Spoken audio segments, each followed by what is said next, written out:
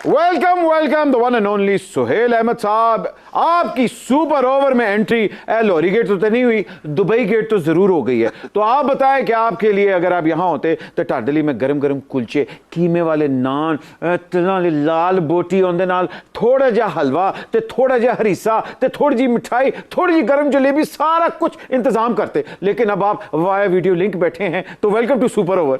जी भट्ट साहब, बिल्कुल आपके होते हुए किसी दानिश्वरी की उम्मीद नहीं है, मुझे खुराक की ही उम्मीद है।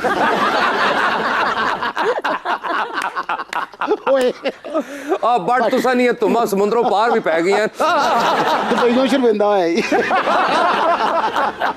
आप वीडियो लिंक पे हमारे साथ मौजूद हैं, इसलिए सुपर फ्लाइंग के साथ के लिए बहुत शुक्रिया माशाल्लाह, आप बड़े प्यारे हैं और मेरी तरफ से भी आप फ्लाइंग किस कबूल कीजिए।